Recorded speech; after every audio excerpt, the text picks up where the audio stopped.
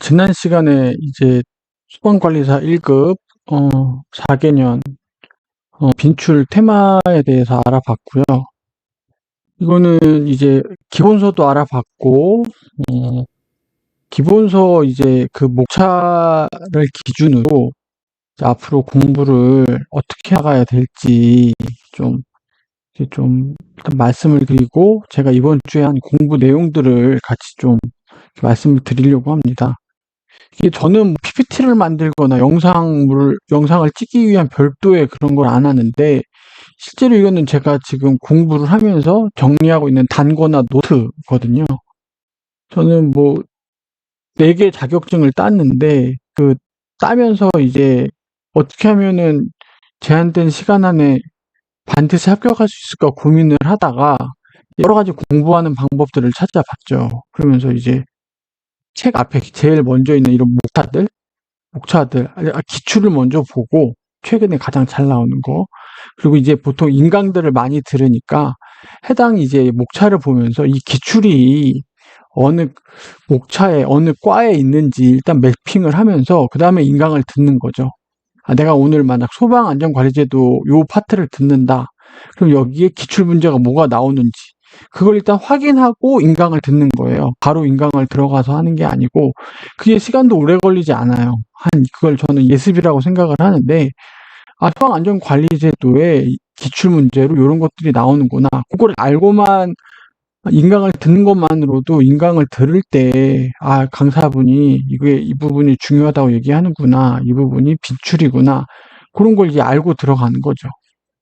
그렇게 알고 들어가면서 요거 체크하고, 그래서 이번 주에는 전체적으로 저도 이제 생소한 과목이다 보니까 뭐 용어도 낯설고 쭉 해가지고 아마 여기까지, 여기 위험물 안전관리법까지는 전체적으로, 물론 다 본 건 아니고, 아까 말씀드렸듯이, 이제까지 이제 기출문제에 나왔던 내용들 위주로 한번 보고 있습니다. 아직 제 계획은, 어, 일단은 1월은 어차피 제가 그, 시간이 안 돼서 강습 교육을 못 받으니까 12월 말까지 교재 1권을 다 본다. 그리고 1월에 교재 2권과 실습서를 다 본다. 그리고 2월에 강습 교육을 10일 코스로 마무리하고 시험을 봐서 합격한다. 요걸 이제 전체적인 스케줄로 잡고 있거든요. 2월에 강습 교육을 들을 수 있을지는 아직 좀 미지수긴 해요. 근데 일단 빨리 보고 빨리 치우고 싶어가지고. 그래서 오늘은 지난주에 이어서 이제 이번 주까지 제가 공부한 내용들 간단히 그렇게 좀 하려고. 이거는 기본소의 목차예요. 목차고 이런 순서로 돼 있고, 이거는 이제 목차 응급처치. 솔직히 기출로만 보면 얘가 제일 잘 나오고 요 사이사이에 이제 요런 애들 좀 나오죠. 요렇게 좀 나오고, 기출 빈도로는 얘가 반드시 나와요. 그래서 어 앞에 1단원을 보고 이걸 볼까 하다가, 일단 처음이니까 일단 순서대로 쭉 보려고 하고, 이제 시험 얼마 안 남고 했을 때는 그 기출 빈도가 높은 과를 먼저 보는 식으로 우선순위를 잡으려고 합니다. 예. 그래서 이번 주에는 어느 파트를 공부를 했냐면, 예, 이거 소방안전관리제도가 무엇인지, 이제 여기서는 그냥 매년 문제가 나온 것 같아요. 예, 소방안전관리사가 뭐고, 그 사람들을 왜 배치해야 되고, 배치하는 기준들. 그래서 소방안전관리 대상물, 요 개념이 하나 나와요. 소방안전관리 대상물을 구분하고, 거기에서 소방안전관리자를 선임을 하는 거죠. 예. 이게 구분을 어떻게 하냐? 특급, 1급, 뭐 이런 식으로 하는 거예요. 특급 1급, 여기 보시면 2급, 3급, 이렇게 구분을 한다고 했죠. 아까 소방관리 대상물을 구분을 이렇게 하고 있고, 그 구분에 맞춰서 기준이 있는 거예요. 예.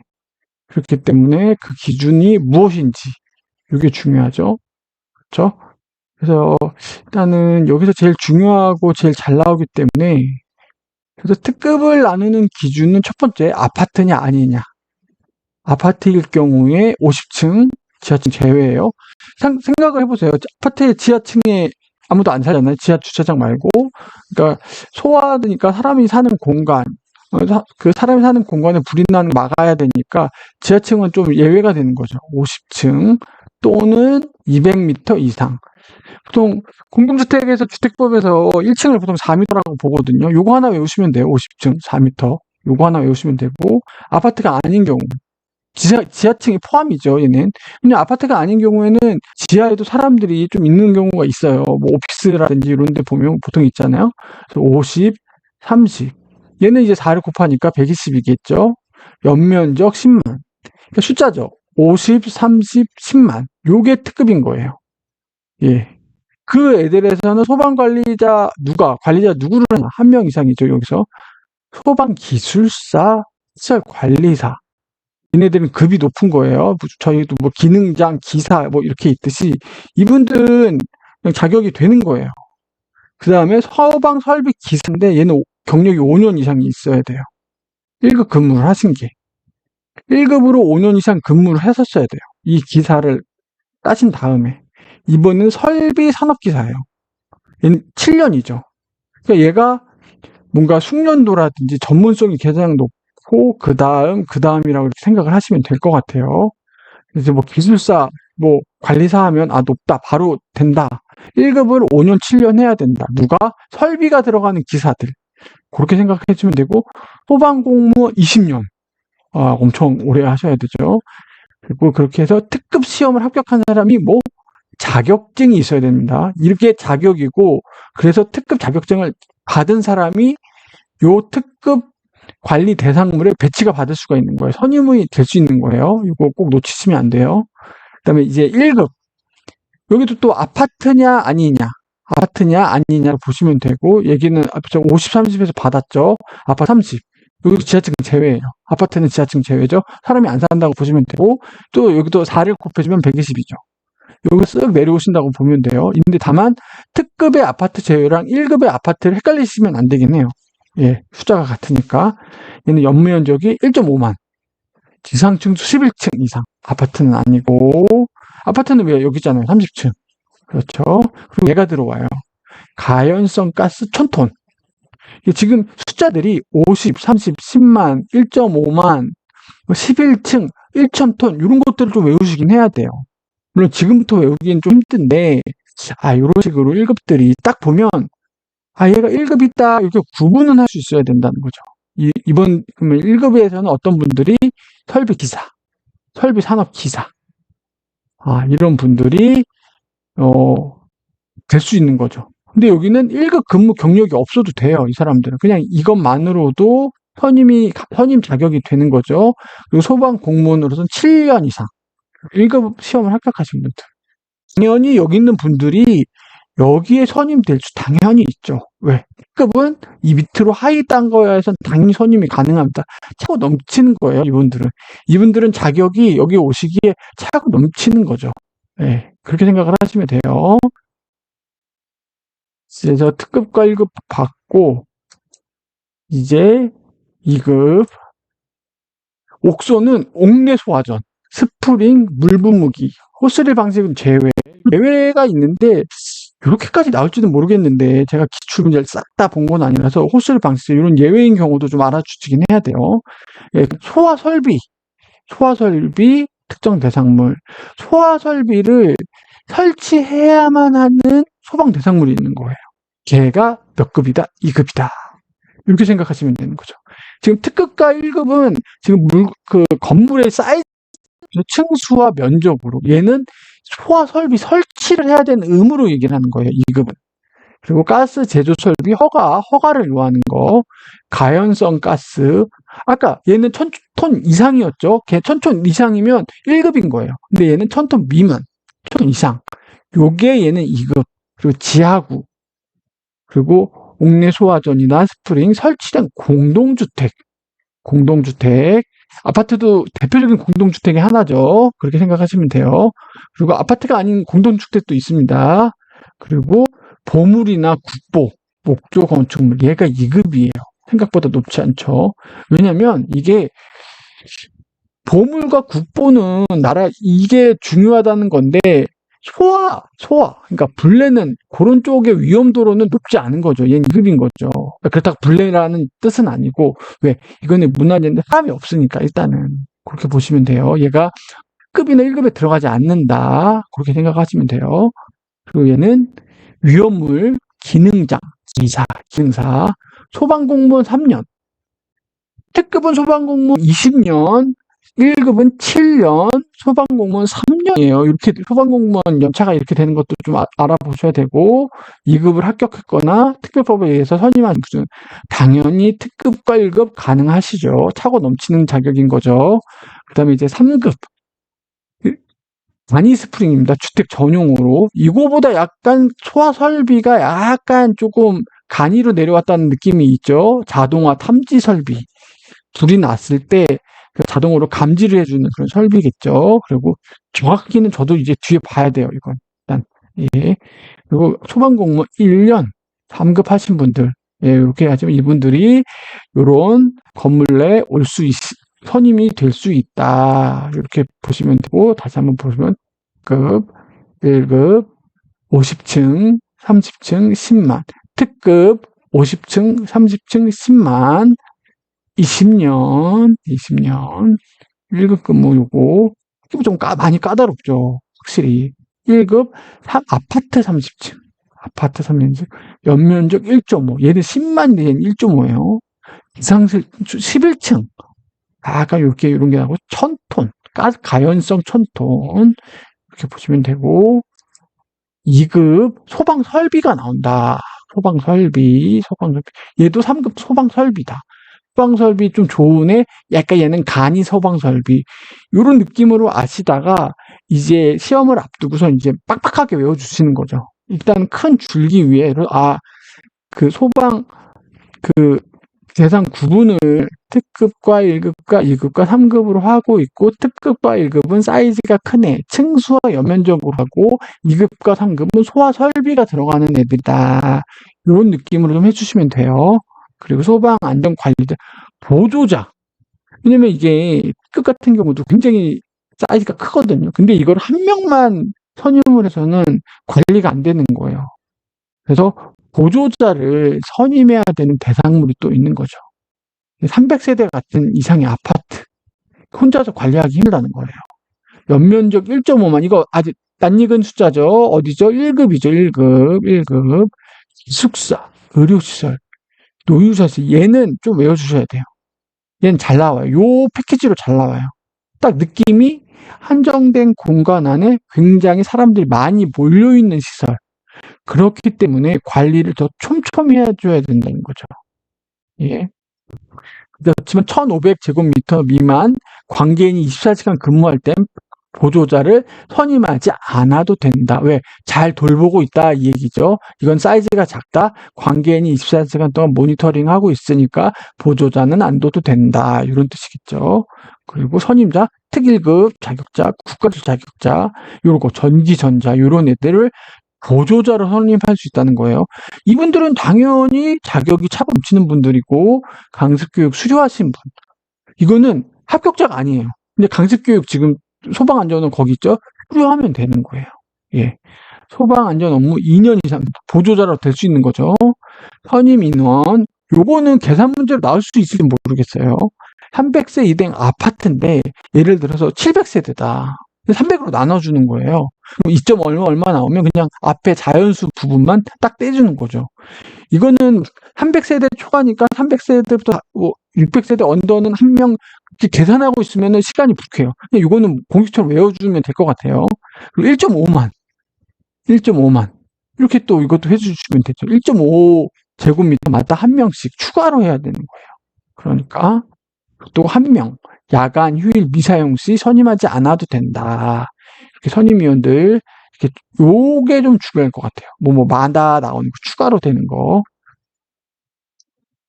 그리고 다음이 이제는 소방 기본법. 여기서 좀 나올 게 용어의 정의. 여기서 좀 한두 문제 정도, 한 문제 정도 나와요.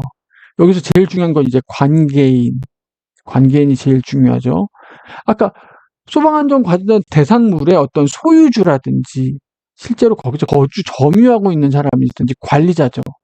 그 건물에 불이 났을 때 책임을 져야 되는 사람들이라고 보시면 돼요. 그 사람들을 누구다? 관계인이다. 이 사람이 누구를 선임한다? 안전관리자를 선임을 하는 거예요. 안전관리자가 선임이 되면 그 건물에 대한 소방안전을 감독한다. 그렇게 생각을 하시면 돼요. 관계인이 그 안전관리자를 선임하고 그 안전관리자가 소방 대상물을 감독한다. 이렇게 보시면 돼요. 그리고 소방 대상물 중에 특이한 게 하나가 메어둔 선박은 되는데 운항 중인 선박은 안 되는 거죠. 예. 이게 왜 소화라든지 불을 끌 때 물리적으로 가능한지를 보는 거예요. 메어둔 선박은 소방차가 출동해서 불을 끌 수 있겠죠. 근데 바다 위에 둥둥 떠 있는 선박은 소방 대상물로 보지 않는다는 거예요. 소방대에는 요런 사람들이 들어가 있고 소방대장은 불이 난 현장에서 여러 진두지휘 하시는 분 소방대장이라고 한다. 이런 용어, 기본적인 용어. 화재 통지. 화재가 오인될 수 있는 우려가 있는 사람한테는 사전 신고를 해야 돼요. 부장과 서장. 남이 뭐 검은색 연기 나면 막 사람들이 투철한 그 신고 전신에 의해서 막 신고를 한단 말이에요. 그러면 그 불필요한 소방차가 출동하고 막 주변에 소란이 나기 때문에 그럴 우려가 있을 땐 사전에 신고를 해야 되는 거예요. 어디? 시장, 공장 창고, 목조 건물 이런 데서 약간 연기가 나거나 그 화재가 난 것처럼 오인될 어떤 일이 벌어질 것 같으면 미리 신고를 해야 되는 거죠. 시도 조례질이요. 미신고 출동 조례질. 이거는 만약 이거 신고를 안 하게 되면 과태료가 있는 거예요. 벌금이 아닌 과태료인 거 이것도 확인을 해주셔야 됩니다. 거짓 신고 얘는 좀 무겁죠. 500만 원. 그렇게 좀 화재 등의 통제와 관련해서 요 사전 신고가 중요하다. 어떤 지역에 있을 때 요거 좀 봐주시면 좋을 것 같고 관계인이 아까 얘기했죠. 소방 대상물의 소유자, 점유자, 관리자. 실제로 불이 났을 경우에 책임을 져야 되는 사람인 거죠. 그래서 필요한 조치들을 해야 된다. 요런 거. 사람들을 대피시키고 불이 났다고 알려야 돼요. 혼자 도망가면 안 돼요. 네, 위반 시 100만 원이죠. 행정기관, 소방처에 알려야 돼요. 이거 안 하면 500만 원. 요거 좀 알아주시고 소방활동 구역을 설정할 수가 있어요. 소방대장이 누구라고요? 현장 지휘자죠. 일이 났어요. 여기 이렇게 가드레일 같은 거 치는 거죠. 사람들 못 들어오게. 안 치면 지나다닌단 말이에요. 우리 집 불났어! 막 들어온단 말이에요. 막 불구경 가자 하고 막 들어간단 말이에요. 그런 사람들을 못 들어오게 막아야죠. 추가 피해를 막기 위해서. 그래서 근데 출입이 가능한 사람도 있어요. 막 그런 화재 현장에 불 끄고 있는데 관계인 당연히 들어오셔야죠. 들어오셔가지고 이런 활동 하셨는지도 따져봐야 돼요. 그 원인이 뭔지 그리고 전기, 그리고 교통 안내, 구조구급 필요하죠. 지금 불났는데 지금 아픈 사람이 있거나 인명피해 데려가셔야 되니까 취재 보도 이거 좀 의외인데 화재의 어떤 위험성을 알리기 위한 경각심을 알리기 위한 건지 아니면 주변 상황에 빨리 알리기 위한 건지 보도위원 필요해요. 수사위원 불의 원인이 무언지 CSI 같은 분들인지 모르겠어요. 그리고 소방대장이 허가한 사람들 이 소방대장이 부재 없다 하면 이분들이 할 수 있는 거예요. 경찰 공무원 요거까지도 알아주시면 좋을 것 같아요. 그리고 한국소방안전원의 업무가 뭐냐 얘가 문제가 한번 나왔었는데 빈출은 아닌 것 같아요. 그래서 그냥 조사 연구한다 무슨 발간한다 뭐 이렇게 국제 협력한다 여기서 안 들어가는 건 그러니까 새로 만드는 거 있죠. 막 자기네가 막 개발한다든지 그런 활동은 없는 걸로 좀 보시면 돼요. 당연히 뭔가 이렇게 학구적인 활동들 그렇게 보시면 되고 막 뭘 런칭한다든지 이런 거보다는 그냥 있는 자료 잘 정리하고 그거에 대해서 공부하고 어떤 기관과 협조하고 이런 느낌으로 업무를 한다는 걸 보시면 될 것 같아요. 이게 벌칙이 지금 법마다 하나씩 나와요. 지금 소방기본법에서 벌칙이 하나 나오고 뒤에 화재 예방 안전관리에서도 나오고 계속 벌칙들이 나와요. 그래서 요 해당 문제에서 화재 예방에 관한 건지 기본법에 대한 벌칙인지 그거를 좀 명확히 좀 공부를 해야 될 것 같아요. 보니까 이게 벌칙이 퉁쳐서 나온다기보다 어느 파트에서 나오는지를 좀 잘 봐야 될 것 같더라고요. 가장 과중하죠. 5년 이하, 5천만 원 이하. 구급 활동을 방해했대요. 힘을 써갖고 방해를 한 거죠. 현장 출입을 고의로 방해, 폭력 협박, 장비를 파손한 거죠. 출동을 방해했어요. 그러니까 보시면 뭐 방해한 거죠. 화재 진압 활동을 힘을 써서 약간 방해했다. 요렇게 사용하시면 불 끄는데 그 긴급하게 불 끄는 활동을 방해할 때 그게 5555로 보시면 되고 3년 3천만 원은 강제 처분이라는 단어가 들어가야 돼요. 강제 처분. 강제 처분을 방해 거부했다. 소방 대상물인 거죠. 이게 1항일 때예요. 소방 대상물과 토지. 얘는 3년 3천만 원이죠. 강제 처분도 얘도 방해인데 얘는 좀 작은 거예요. 소방 자동차라든지. 얘는 큰 애. 강제 처분을 방해하는데 그 대상이 뭐에 대한 거예요? 큰 애. 대상물과 토지. 이거는 3-3. 근데 소방 자동차라든지 그게 좀 뜯기다지 작은 애들. 얘는 300만 원 벌금.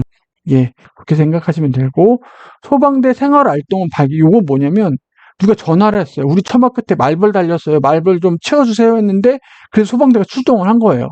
그게 생활 안전 활동이죠. 그걸 방해했대요. 아, 왜 시끄럽게 그래? 아, 나 자야 되는데 막 그러면 그렇다고 해도 말벌을 제거해야죠. 사람들이 많이 모여 사는 곳인데 그거 나 잔다고 막 소방대 오지 말라 그러면 그것도 100만 원이다. 그리고 구출이나 화재 전화 미조치. 그러니까 멀뚱해서 불구경하면 안 된다는 거예요. 같이 그냥 조치하셔야 되는데 나 재밌어 불구경할래 뒷짐지고 있으면 안 된다는 거죠. 그리고 아까 소방대장이 뭐라고 했죠? 야 불났어 빨리 나가 하는데 또 계속 불구경하는 거예요. 재밌어서. 그러면 얘도 100만 원인 거예요. 그리고 물수도 사용 조작하는 거라고 방해해. 지금 막 불 끄려고 지금 소화전 틀었단 말이에요. 막 물장난다고 막 수도꼭지 잠가놓고 막 그럼 큰일 나는 거죠. 그리고 위험시설 긴급조치 이런 거 긴급 빨리 뭘 하라고 명령을 내는데 그것도 방해하는 거예요. 그러니까 방해라는 말이 들어가는데 방해를 어떤 행동을 방해했을 때 그 크리티컬이 좀 다른 거죠. 그런 것들에 따라서 5-5, 3-300, 100 이런 느낌으로 좀 아시면 될 것 같아요. 일단 요렇게 벌칙이 이렇게 흘러간다는 걸 감을 좀 익히시고 이제 좀 더 인강을 들거나 이제 시험이 가까워지면 좀 더 이제 디테일하게 이제 외워줄 필요가 있는 거죠. 그 다음에 이제 단원이 바뀐 거예요. 화재 예방과 안전 관리에 대한 법률이에요. 여기서도 이제 문제가 좀 솔찬히 좀 나오는데 그래서 화재를 예방해야 되는 애초에 불이 나면 안 되는 곳이에요. 그래서 예방을 강화하는 지역이 있다는 거예요. 요 개념 자체도 중요해요. 화재가 났을 경우에 크나큰 피해가 나기 때문에 예방을 강화하는 구가 있다는 거예요. 그걸 누가 정한다? 시도시자가 지정 관리한다. 그 어디니? 직접적이에요. 시장, 불나면 큰일 나죠. 공장 창고. 아까 얘기했죠. 이게 어디서 나온 비슷한 거죠? 아까 불이 날 것 같은 활동을 하면 사전 통지해야 되는 거죠. 그 지역이랑 굉장히 비슷해요. 예. 같이 외워주면 좋죠. 화재 예방 강화 지구랑 아까 보셨던 거 제가 아직 못 외웠네요. 저도.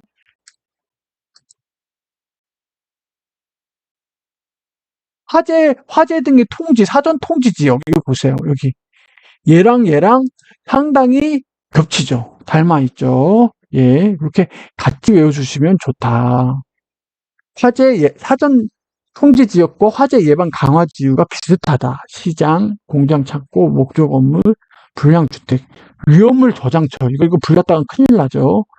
근데 여기 저장이냐 생산이냐 가지고 조금 비틀어낼 수도 있어요. 저장입니다. 석유화학은 생산이에요. 그리고 소양 소출 없는 지역. 예. 이게 뭐냐면 소방시설이 없는 지역이라는 거예요. 그런 거. 물류단지, 소방관서장이 지정한 지역. 여기서 하면 안 되는 행위들 예방이니까 화기 취급, 모닥불이나 흡연을 한다는 거예요. 이런 데서. 소형 열기 구하고 용접, 용단. 이거 불꽃 튀어가지고 스파크 튀어가지고 불 수 있으니까. 그래서 소방관서장이 관계인과 소속 공무원한테 이렇게 요청을 하는 거죠. 홈페이지에다 공고를 하는 거예요. 보관 일을 시작하고 14일 동안. 공고가 종료된 다음날 7일 동안 보관을 그렇게 한 거죠. 요 기간도 조금 알아보시긴 해야 돼요. 예. 그렇죠. 앞에 요거 소방안전관리랑 요거 관계인이 선임을 한다 그랬죠. 소방안전관리자를. 그리고 이 사람들이 소방 대상물을 감독을 하는데 앞에 나왔던 제일 처음에 나왔던 이 소방안전관리 대상물 구분과 선임 요 내용과 얘를 세트로 같이 공부를 해주시면 좋아요. 왜냐면 같이 내기 때문에. 선임은 어떻게 한다? 30일 이내. 30일 이내 관리자. 그렇죠. 선임일이 3개월 내에 강습교육을 수료를 해야 돼요. 이게 소방안전관리자를 선임을 했어요. 근데 선임을 하고 나서 3일 이내에 강습교육을 수료해야 되고 관리자가 보조자를 선임을 했어요. 그렇죠. 이렇게 관련된 이런 사용 승인일, 양수 변경 등 요거 소방서장 안내일, 회임 퇴직한 날 이내에 30일 이내 선임을 해야 된다는 거예요. 그러니까 신축, 증축, 개축, 재축, 대수선, 용도 변경, 요 소방안전 대상물이 요런 걸 했을 때 사용 승인일 30일 이내 그렇게 되는 거죠. 그리고 양수라든지 경매, 권리취득일 또는 소방서장 안내했던 날에 30일 이내 그리고 보조자가 그 전임자가 해임되거나 퇴직한 날 30일 이내 선임을 해야 된다는 거죠. 중요한 용도 변경, 대상물이 지정이 되거나 등급이 변경이 됐어요. 그리고 관리분원이 됐고 관리분원이 뭐냐면 끝같이 그렇게 큰 건물들은 소유자가 나눠져 있거든요. 근데 이제 소방안전관리상 어떤 그 지통실이나 하나가로 관리하는 게 좀 편할 때가 있거든요.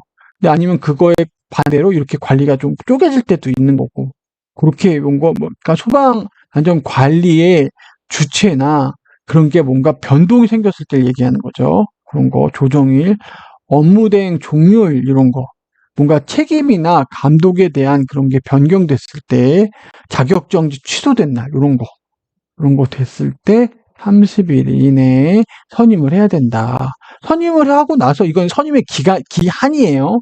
이런 변동 상황이 있을 때 30일 이내 선임을 해야 돼요. 선임하였다고 끝나는 게 아니라 신고를 해야 돼요. 우리 이러이런 사유로 인해서 새로운 분을 모셔왔어요. 보조자를 선임했어요. 라고 신고를 해야 되는 거죠. 선임하고 나서 14일 이내. 누구한테? 소방본부장 서장한테. 그리고 소방안전관리자 현황표에다가 게시해야 돼요. 요게 살짝 문제 나올 수 있어요. 누구냐? 언제 왔냐? 이거 좀 봐야 돼요. 이 사람의 등급을 할 필요는 없어요. 이 사람이 특급인지 1급인지 할 필요 없어요. 당연히 그건 맞게 해야 되는 거고 대상물의 등급인 거예요.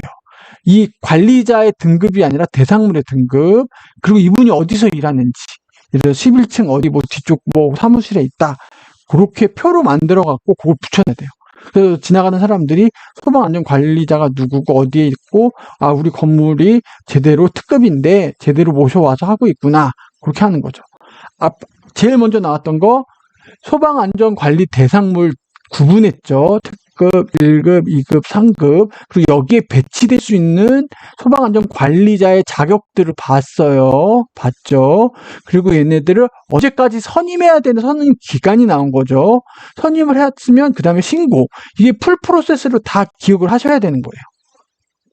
어디다 선임하냐, 누구를 선임했다, 선임을 언제까지 하냐, 그리고 언제 신고하냐. 요게 쭉, 요 정도 하시면 한 3문제, 많으면 3문제까지 맞출 수 있지 않을까. 아마 이 소방관리자 1급에서 제일 중요한 파트가 아닐까 싶고, 가장 자주 나오는 파트라고 생각을 합니다. 그리고 선임 연기.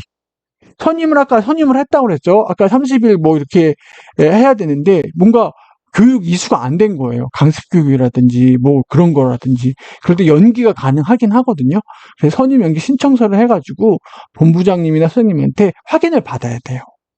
그리고 그분들은 3일 내에 선임 기간 통보해. 그래, 이러이러한 사유 때문에 연기할 거야. 알았어. 관계인한테 통보를 해주는 거죠. 근데 선임 연기가 가능한 애들이 있어요. 2급, 3급, 보조자일 경우에 선임 연기가 가능한 거예요. 그러면 반대로 특급과 1급은 선임 연기가 되냐 안 되는 거예요. 왜? 이들은 공백기가 있으면 안 돼요. 왜? 너무나 물건 중요하고 불이 나면 큰일 나고 사람도 많기 때문에 거기에선 선임 연기에 의한 공백기가 있으면 안 되는 거예요. 그리고 관계인이 선임 연기 기간 중 업무 수행을 하는 거죠. 어디서 2급, 3급 읽고 보조자일 때. 보조자는 선임하는 경우 얘기했죠. 아파트는 뭐 300세대 이상 1.5제곱미터 이상일 때마다예요. 그때 공식 있었죠. 그것도 같이 기입을 해주셔야 돼요. 지금 아까 앞에 내용이랑 지금이랑 막 연계되기 시작했죠. 문제 여기서 내기 시작하면 끝도 없어요. 지금 뭘 낼지 아주 그냥 골라서 내면 아주 촉촉촉 낼 수 있을 것 같아요. 관계인은 시설 유지 관리 감독 초기 대응한다. 관리자는 계획 작성 요거 좀 중요합니다. 그리고 시행이나 교육 이거 소방 교육을 말하는 거예요. 소방 교육, 유지 관리, 감독 이것도 초기 대응하고. 그러니까 업무가 겹치죠. 그래서 안전관리자가 없으면 관계인이 이 일을 해야 되는 거예요. 이 일을. 근데 좀 더 전문적인 사람한테 관리자를 맡기는 거죠. 예. 그 특급이나 1급 같은 경우에는 전문적으로 해야 되기 때문에 2급도 그렇고 3급도 그렇고 업무 대행 요것도 좀 봐줘야 돼요. 대행 가능한 업무가 있어요. 지상층 11층 이상 1급 1.5 제곱미터 이상 아파트 제외예요. 그리고 2급과 3급 피난시설 방화구역 방화시설 소방시설 글쓰기를 못 알아보겠네요. 제가 쓰긴 했는데 요게 업무 대행이 가능한 거예요. 그리고 관리의 권한 아까 살짝 말씀드렸죠. 권역별 선임인 거예요. 권역별 선임. 근데 본부장관상이 딱 보니까 이거 너무 쪼개져서 관리하는 게 비효율적인 것 같은데 권한 조정하라고 선임할 수 있는 거죠. 그 애들이 누구? 복합 건축물 11층, 지하층 제외, 그리고 연면적 3만 이상 또는 지하가 강남역 같은데 지하상가 같은 거 있죠? 그런 거. 이게 지하상가가 얼마나 많아요. 소유주가 다 따로 있거든요. 그 10개면 10개가 다 10명이 있는 게 자체가 비율이잖아요. 그냥 지하 큰 블럭에 한 20개 되는 걸 그냥 한 명을 하는 게 낫지 않겠냐. 그렇게 하는 거죠. 도매시장, 소매시장. 여기도 지하가랑 비슷하죠. 얘는 지하에 있을 뿐이고 지상에 있을 뿐. 이만한데 쪼개서 다 들어가잖아요. 이걸 하나하나 선임하는 것보다 낫죠. 그래서 뭘 만드냐? 공동 소방안전관리협의회를 만들어요. 이런 걸 만들어가지고 한다. 그리고 이 관리자들이 선임을 하면 끝나는 게 아니고 교육을 받아야 돼요. 주택관리사보도 이제 그 관리소장으로 배치받고 배치 교육 일단 그 소방안전관리자처럼 배치 교육 일단 받고 그리고 2년마다 계속 교육을 업데이트 받아야 되거든요. 그래서 여기도 의무교육인 거예요. 강습교육. 21점 공부하고 90부터 출석, 실습 합격하고 결강 1일이 최대 3시간 미만인 거예요. 이걸 해야 이제 그 이수가 된 거고 그다음에 이제 이 강습교육이 자격이 생기는 거예요. 무슨 자격? 시험을 칠 자격이 생기는 거예요. 강습교육 이수를 해야. 그래서 제가 1급 강습교육을 들었어요. 그럼 요걸 충족했어요. 20% 출석하고 실습 합격하고 결강이 1일 최대 3시간 미만으로 했어요. 그러면 1급 시험을 볼 자격이 생기고 그 시험에서 합격하면 소방안전관리자 1급을 따는 거죠. 이렇게.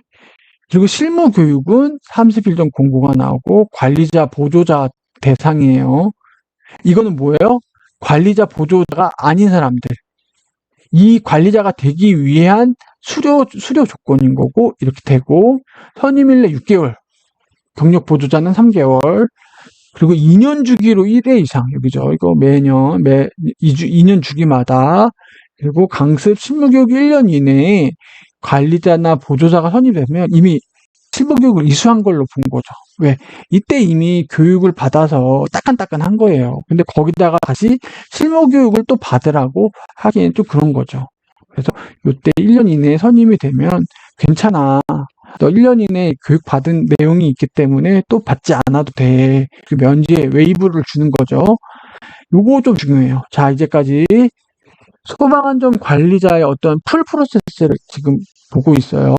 소방안전관리자가 대상물의 구분, 등급에 따라서 다르게 선임이 된다. 누가 하냐? 관계인이 한다. 어떤 사람이 되냐? 아까 얘기했듯 특급 1급, 2급, 3급 거기에 따라서 다 다른 기준이 있었죠. 그리고 선임을 하게 되면 신고를 해야 돼요. 신고를 하고 그 사람들이 어떻게 또 교육을 받고 잘 선임을 했는데 이 사람들이 철바통처럼 들고 있는 게 아니라 취소 사유가 나면 자격을 취소를 해야 돼요. 공인중개사도 그렇고 중대한 하자가 있거나 그러면 자격을 취소해야 되거든요. 이 사람은 자격이 없어. 너무 큰 실수를 했어. 아, 이 사람은 좀 징계를 줘야겠고 자격을 정지해야겠네. 그런 게 있는 거죠. 여기서 구분해야 될 게 거짓이나 부정으로 자격 밝은 사람, 기껏 자격 받아놓고 대여한 사람. 이 사람은 강행이라고 한 건 취소를 해야만 한다 하는 거예요. 봐주는 거 없어요. 얘는 바로 취소해요. 공인중개사도 강행 자격 취소가 있거든요. 업무를 태만했어. 이러면 안 되지만 이럴 수 있죠. 이러면 안 되지만 이럴 수 있어요. 실무교육을 미수했어요. 너무 바빠갖고. 그럴 땐 이렇게 이미 자격 정지를 해야만 하는 건 아니에요. 소방청장이 해야만 하는 건 아니에요. 그리고 1차 했을 때 경고, 2차 했을 때 3개월 정지를 하는 거죠. 3차 했을 땐 6개월 정지. 그렇게 생각을 해주시면 좋을 것 같아요. 자, 7번. 특정 소방안전 대상물 특급 1급, 2급, 3급 앞에서 살펴봤죠. 요거랑 헷갈리시면 안 되는 개념이 특별관리시설물이에요. 특정 소방안전과정의 특별시설관리시설물의 소방안전. 그거 뭐냐? 사회 경제적으로 피해가 큰 소방안전 특별관리시설. 계속 비슷한 개념들이 나오는 것 같아요. 그래서 어떤 애가 있다? 공항철도. 약간 기간 산업에 들어가는 그런 것들 있죠. 항만, 문화재, 산업단지, 복합. 앞에서 보신 것처럼 화재 예방 강화지구 있죠. 얘랑도 구분을 하셔야 돼요. 얘랑도. 얘는 약간 뭔가 건축물에 가깝다면 얘는 뭔가 운송수단하고도 가까워요. 막 공항, 영화 상영과 이런 것들. 전통시장. 앞에 있는 화재 예방 강화지구랑도 겹치는 부분은 있기는 해요. 근데 이게 좀 더 포괄적이죠. 좀 더 범위가 넓죠. 그래서 얘는 이 특별 관리를 해야 된다는 거예요. 소방 안전을 대해서. 화재 예방 안전진단이라는 걸 하거든요. 그래서 화재 예방 안전진단. 최초 진단할 때 사용 승인 받았을 때, 완공검사 했을 때 5년 경과가 되면 해야 되는 거고 정기적으로 받아야 돼요. 정기적으로. 근데 그 전에 받았던 등급이 우수하면 6년마다, 양호 보통이면 5년, 여기 5년이죠. 미흡하면 4년인 거예요. 타임 주기가 빨라지는 거죠. 수속 조치는 60일 결과 보고해야 돼요. 예를 들어서 미흡했어. 너 이거 보완해. 보완하고서 60일 내 결과 보고를 해야 된다는 거죠. 어떤 애들이? 요런 애들이 뭘 한다? 화재 예방 안전 진단을 요런 주기로 한다. 근데 등급에 따라서 그 주기가 6년부터 4년까지 왔다 갔다 하고 조치가 들어오면 6개월 내 조치를 하고 결과 보고해야 된다. 이렇게 이해를 해주시면 좋을 것 같아요. 자, 이것도 벌칙이 나왔어요. 앞에 소방안전 기본법에 대한 벌칙이 나왔죠. 이건 화재 예방 안전관리에 대한 벌칙이에요. 소방기본법에서는 5-5가 제일 가중했죠. 어떤 거였죠? 방해를 했을 때, 어떤 방해, 불 끄는 행위를 방해했을 때, 고의적으로 힘을 써서 방해했을 때 5-5였어요. 얘는 예방이에요. 화재 예방. 화재 예방하는 거에 대한 얘도 방해가 들어가겠죠. 그러면 3년 3천인데 조치명령 위반. 그렇죠? 보수보강 조치명령을 하지 않은 거예요. 화재 예방을 하기 위해서 여러 가지 명령들을 내리고 보강하라고 했는데 안 한 거죠. 그게 3년 3천. 1-1은 자격증을 대여 안 써난 거예요. 안전진단을 미점검한 거. 이거는 검사를 안 한 거고, 검사를 해서 뭐 하라고 한 걸 안 한 거예요, 얘는. 얘가 좀 더 고의적인 거죠. 얘가 좀 더 고의적인 거죠. 그래서 더 과중한 거고, 얘는 1-1, 300만 원 벌금 거부했대요. 조사 거부. 그 조치 명령은 미준수한 거예요. 하긴 했는데 미준수예요, 얘는. 하긴 했어요. 하긴 했는데 미진하게 한 거죠. 얘는 아예 안 한 거고, 아주 나쁜 놈이죠. 관리자를 선임 안 했대. 관리자 하려면 돈 줘야 되거든요, 솔직히. 관계인 본인이 했나 봐요. 그러면 벌금 내겠다 이건 것 같아요. 예, 그리고 그 관리자가 이러이러한 그런 화재 예방 요에 대해서 신고를 했어요. 소방서장이나 원래 관리자가 관계인한테 신고하게 돼 있거든요. 아, 이 건물 지금 화재 예방 안 돼 있어요. 근데 관계인이 자기 건물에 대해서 그렇게 디스하는 거 싫어가지고 딴 처리했어. 아무 말도 안 했어. 그럼 관리자 입장에서는 화재 나면 안 되잖아요. 그러면 누구한테 보고? 소방서장이나 본부장한테 보고할 수 있거든요. 그랬더니 어떻게 돼요? 이 관계인이 얘한테 불이익을 준 거예요. 너 꼬질렀어? 하면 이제 벌금이 나간다는 거죠. 그래서 또 이건 벌금이고 과태료, 화기 취급을 위반한 경우, 위반 겸직한 거죠. 위반해서 겸직한 경우, 건설 현장의 안전관리를 미수행한 거고, 요런 게 있다는 걸 한번 좀 봐주시면 좋을 것 같아요. 이걸 지금 일일이 다 하기엔 좀 내용이 좀 많아가지고, 요런 거, 훈련을 안 했다. 결과를 미제출했다. 좀 확실히 위에는 확실하게 죄를 지은 느낌이고, 요거는 약간의 좀 경미하죠. 그러니까 과태료, 지연 제출할 때 100, 200, 300, 여기도 200만 원. 선임을 미신고한 거. 관리자를 선임을 했는데 아까 선임해야 된다고 선임하고 신고 기간이 있다고 그랬죠. 근데 이제 미신고하고 관리자 이거 표 만들어서 게시해야 되는데 그것도 미게시했을 때 이 정도 나온다. 실무교육 미수. 실무교육 받아야 된다고 그랬죠, 관리자들. 근데 또 안 한 경우. 이건 좀 경미하니까 과태료 정도의 처분으로 지금 나오고 있네요. 그리고 이번 건 무창층. 소방시설, 그죠? 항상 제목을 보세요. 소방시설 및 관한 법률인데, 여기서 무창층은 단골이에요. 무창층의 개념이 일단 중요하고, 무창층의 개념 중에서도 이 개구부가 이름이 뭐냐면, 그냥 바깥과 통하는 그 창문이나 구멍을 말한다고 생각을 하시면 돼요. 예. 무창층. 창이 없는 층이라는데, 이 창이 없다는 기준이 바닥 면적의 30분의 1보다 언더일 때, 개구부에 먼저 뭐 문이라든지 창문으로 보이는 것들의 면적의 합계가 해당 층 바닥 면적의 30분의 1 굉장히 작은 거죠. 답답할 것 같아요. 그게 할 때 창이 없는 걸로 간주를 한다는 거예요. 근데 무창층은 지상층 중이에요. 지하는 당연히 창이 없겠죠. 그래서 지상층 중에 들어가고 그래서 개구부로 인정을 하려면 지름 50cm 이상의 원이 통과가 돼야 되는 거예요. 통과. 근데 이게 예를 들어 창문 같은 경우에요. 파괴가 안 되는 애. 파괴가 안 되니까 뭐 열리는 부분이 지름 50cm 이상 원이 통과해야 되는 거 파괴가 되는 애면 창틀을 미포함이에요.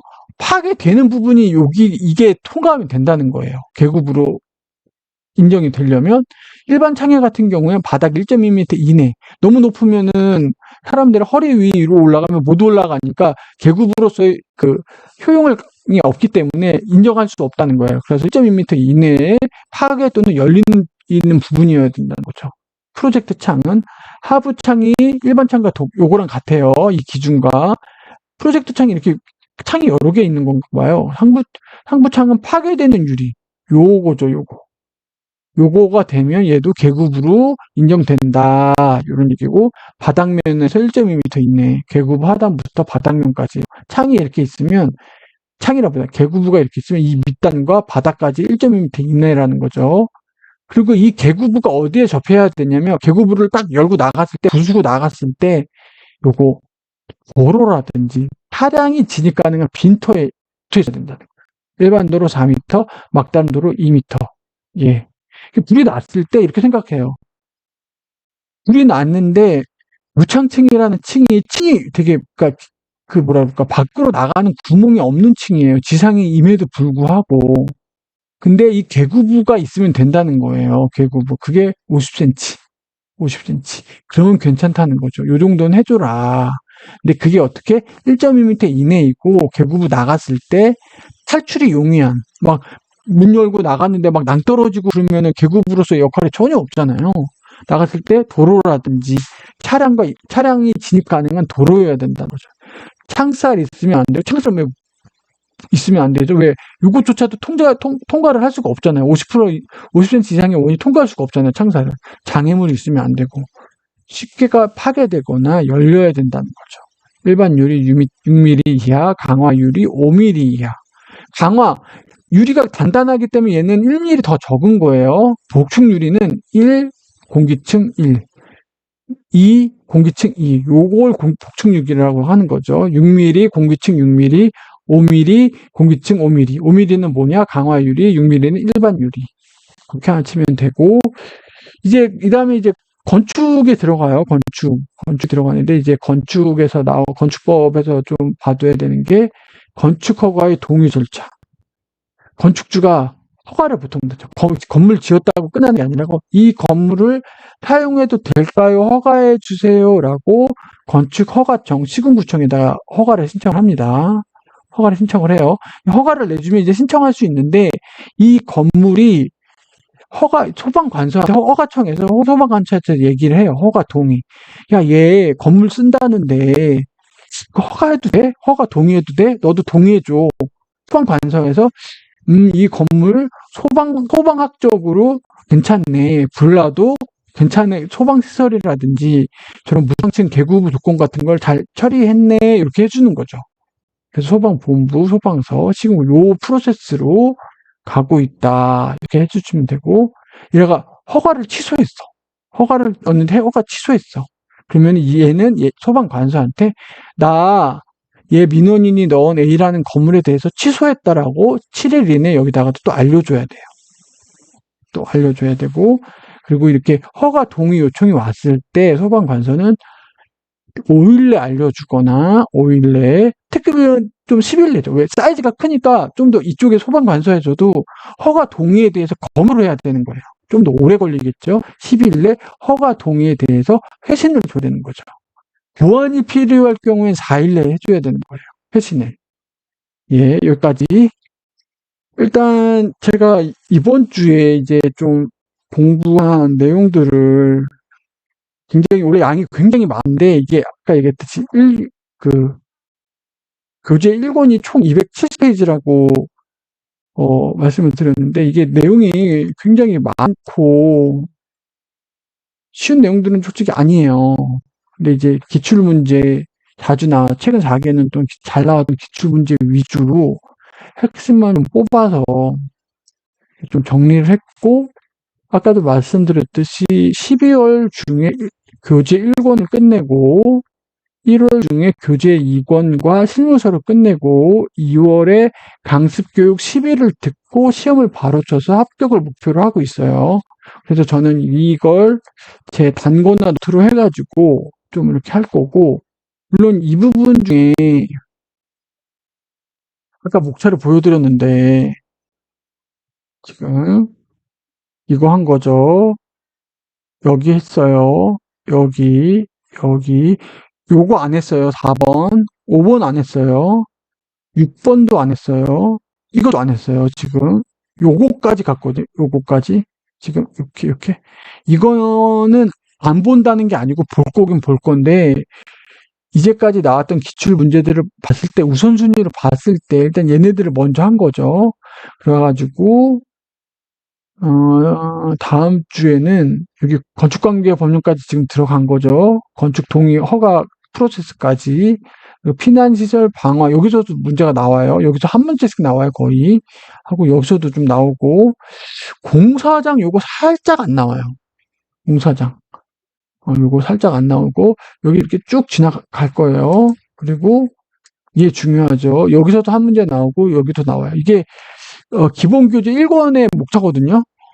그래서 일단 요거를 한번 쭉 갈 거고 그렇게 어떤 뭔가 그 기본교재 1과목 1권의 어떤 전체적인 프레임을 한번 쭉 잡고 기출문제 위주로 그 다음에 이거를 잡아놓은 상태에서 이제 시험일이 가까워지거나 강습 교육을 들을 때 여기 조금 안 하거나 조금 빨리 넘어갔던 부분들은 추가를 해서 그렇게 진행이 될 것 같아요. 그런 식으로 할 것 같고 이제 여기서 막 더 내용이 더 들겠죠. 최소한 이거는 거의 최소한인 거예요. 시험을 보기 전에 요 정도는 최소한 알아야 그래도 뭐 문제가 나오면 정답을 골라낼 수 있을 정도는 되지 않을까 생각을 하고 있고요. 예. 일단은 첫 번째 이거는 뭐 누구한테 뭐 도움이 된다기보다 제 스스로가 공부한 내용 한 주 동안 공부한 내용을 좀 정리한다는 의미가 좀 크고 항상 제가 공부하는 방식이 좀 요런 식인데 공부하는 방식에 대해서는 별도 영상으로 한번 좀 정리를 좀 해볼까 해요. 왜냐면 유튜브에 공부 잘하는 방법 굉장히 많긴 한데 저도 뭐 직장 생활하면서 굉장히 한정된 시간에서 자격증을 지금 4개를 연거푸 땄는데 이렇게 좀 효율적으로 딸 수 있는 방법들 어떻게 했는지. 왜냐면 제가 뭐 수능 시험 보고 지금 직장인 구해서 자격증 할 때 공부하는 방법이 크게 바뀌었어요. 예전에 그냥 책 펴고 그냥 밑줄 긋고 그냥 쭉쭉 했는데 그렇게 하면 안 되더라고요. 그렇게 하면 실패 확률도 높고 너무 비효율적이에요. 왜 뇌를 쓰지 않는 공부죠. 굉장히 힘들고 고통스러워요, 공부가 그러면.